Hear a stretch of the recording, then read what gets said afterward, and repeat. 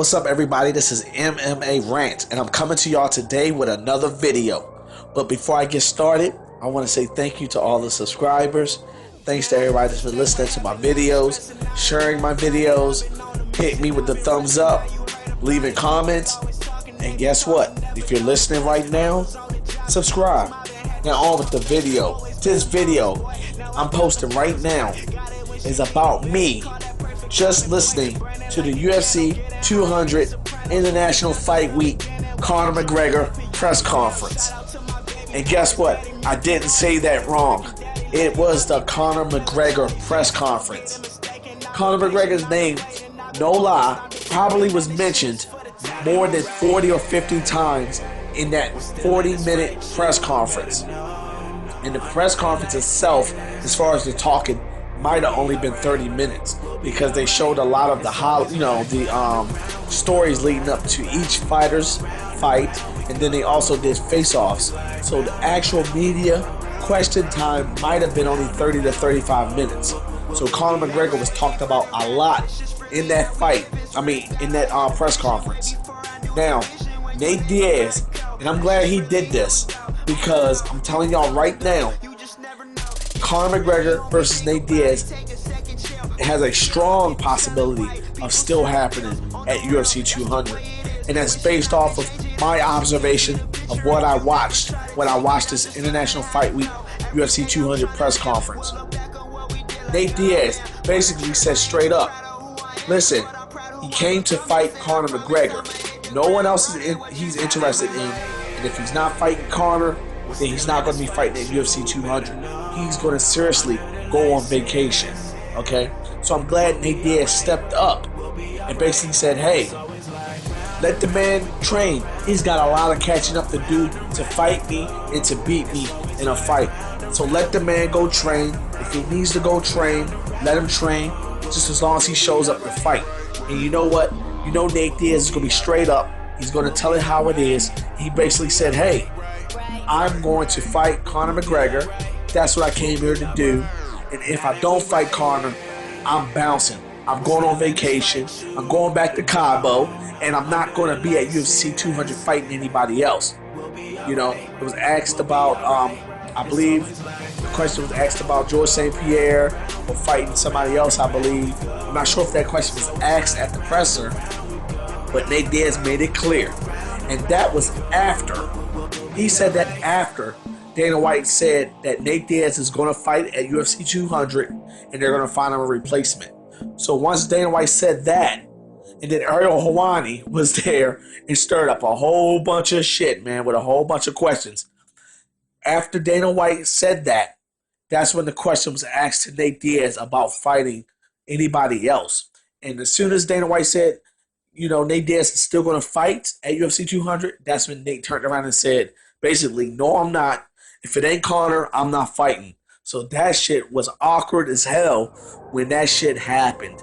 That shit was awkward and funny, you know. But man, even RDA's bitch ass was up there. He was asked a question. Sorry, y'all. He was asked a question about his fight. His dumbass still nut hugging Conor McGregor. Still gonna mention, oh, Conor McGregor's just not there because he's still running from Nate Diaz. He's a dumbass, man. You know, to all you RDA fans that are out there, I'm gonna call it how I see it, and I don't care if you fucking get mad. RDA is a bitch. He's sitting there talking trash about somebody that he's never fought, that when it was time for him to fight that man, Conor McGregor, he backed out of the fight. And now he's sitting up there at that UFC 200 press conference still talking trash about Conor. Talking about Conor was afraid of Nate Diaz. Last time I checked, your ass didn't show up at the fight at UFC 196. You showed up on Twitter, and Conor McGregor stood up and faced Nate Diaz. So he needs to shut the fuck up. But he basically talking about how Conor McGregor is afraid of Nate Diaz.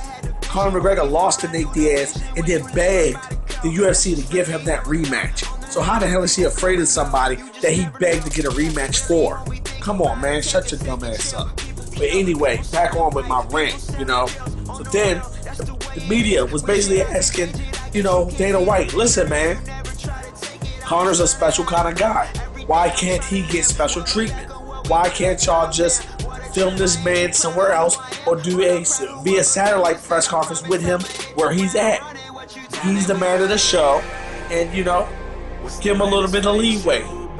Dana White up on the damn stage with his Bud Light shirt on. Where's his Reebok gear at? Where's Dana White's Reebok gear? You got everybody else wearing damn Reebok. Where's his damn Reebok gear at? He's wearing fucking Bud Light t-shirts up there, stuttering and everything else. And I support Dana White in what he does, because at the end of the day, like I said on my other videos, he is the one that writes the checks. Ultimately, at the end, he calls the shots. He's the one that writes the checks. But man, if you're going to be strong about what you say, be strong about what you say. Because ultimately, at the end of this, guess what, everybody? The reality is this. Conor McGregor still has a window of opportunity to fight at UFC 200. Even though Dana White kind of, in a way, said that Conor McGregor is totally done for a fight at UFC 200, I tend to not believe that when I watched that UFC presser today. Basically Dana White kept saying, hey, it's not fair to the rest of the fighters. Well, guess what, y'all? While at the presser, while the media was asking questions, Conor actually tweeted to them there, trolling them and sending another cryptic message, basically saying this: everyone flew in respect, but not everyone up there made the company $400 million in 8 months. So Conor wrote that tweet during the presser, and one of the reporters was up there asking questions, actually told everybody up there while he was asking questions, he was like, man, Conor just tweeted. And basically they asked Nate Diaz what was his response to Conor's tweet. And you know something? I appreciate the press of being there asking the questions, because I wish I was there asking the questions. And they asked the right person, what did they think about it? Not nobody else up there. Nate Diaz, the one that fought Conor McGregor, that stepped up and fought him on 3 weeks. And guess what Nate Diaz said? Nate Diaz said Conor got his ass whooped. That was his response to Conor's tweet. That was some funny ass shit. You know what I mean?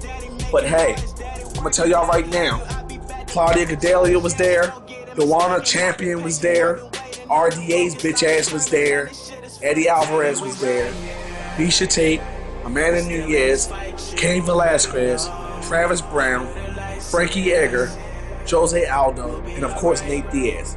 Those were the fighters that were there. And I got respect for each and every last one of them, and each and every last one of them brings something to the table.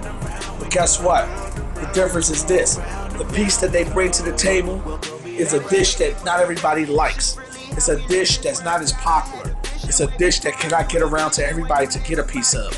But the one person that wasn't there is Conor McGregor, the one that brings the best dish to the table, the one that brings enough for everybody to eat off, enough for the company, enough for everybody to get a sample to take home to their families to eat off of. He was the man that wasn't there. And like Conor said in his tweet, hey, he is the one that brings in the money, the big money to the company. And me watching that presser today was basically the Conor McGregor press conference.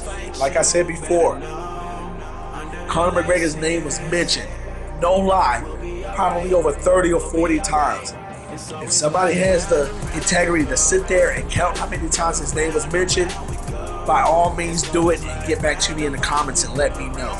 Because like I said, sorry y'all, that was the Conor McGregor show up and down, and I just couldn't get over it. But basically Dana White kept saying, hey, it's not fair to the other fighters that flew in from Brazil and Poland. And then he was sitting up there trying to think of somewhere else. And then he's like Stockton in New Jersey, That's cool and fine, and that's true. Everybody else got there. Dana made one good point out of everybody getting on his ass. He did explain that when Jose Aldo was the champion, Jose Aldo flew in on their press tour, while his sister was getting married.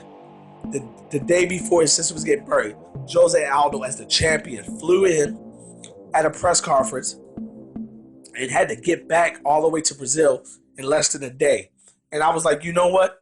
That was cool that he did do that. And that was good honorable mention on Dana White to say that Jose Aldo did that as the champion. So he gets brownie points for that as well. But basically, Dana up there could not defend himself 100%. The fans, this is the first I've ever heard this. This is how much pull Conor has.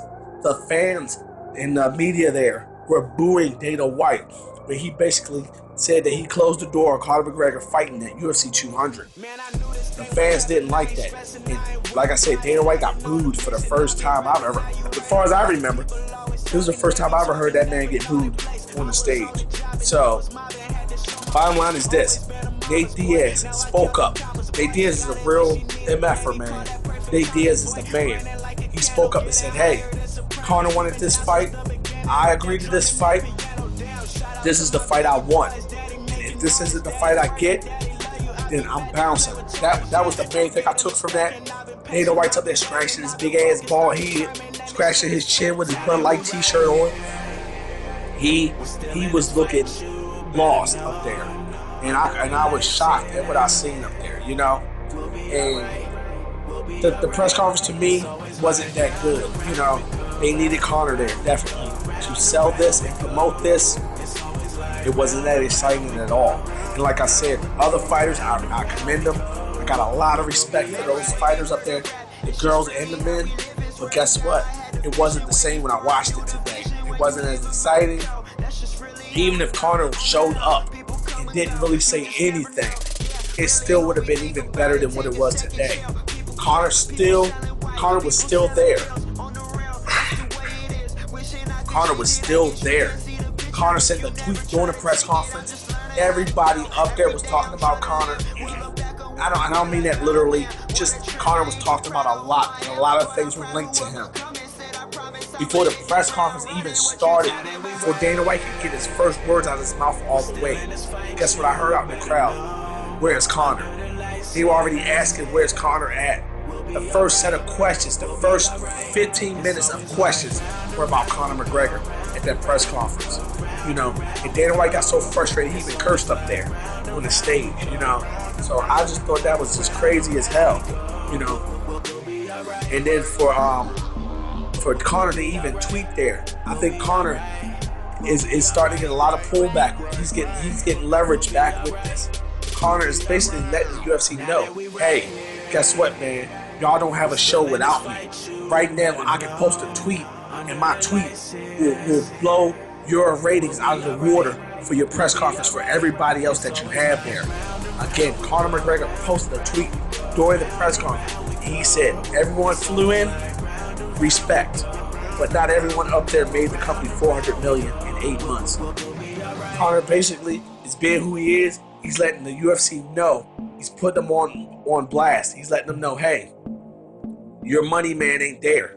The people you got up there right now isn't going to make you anywhere near that in the next 4 or 5 months. Now, one more thing. Dana White did say that if Jon Jones makes it out of tomorrow's night's fight at UFC 197 in great shape and wins that fight, pretty good, that possibly, and a strong possibility, that he will be the one headlining UFC 200 fighting Daniel Cormier for the light heavyweight belt. So that'll be a good fight to put on that UFC 200 to take the place of that main event. And like I said, Jon Jones would push Nate Diaz out of the main event slot, and he will be put into that main event slot fighting Daniel Cormier. That would help 200 get some good ratings in, but it still wouldn't be able to outdo UFC 100. And that's what I truly believe. I want to thank everybody for listening to me right now. I apologize for my voice. Like I said, I'm still sick, but I will get better. I guarantee you. And I'll be back to myself as always. I want to thank y'all again for listening. Please subscribe to my channel if you're listening right now for more up-to-date UFC and MMA news. Share my videos. Hit me with the thumbs up. Leave me comments, good or bad, it don't matter. I'll get back to you. Let me know what y'all think about the UFC 200 International Fight Week press conference. And until next time, y'all, like always,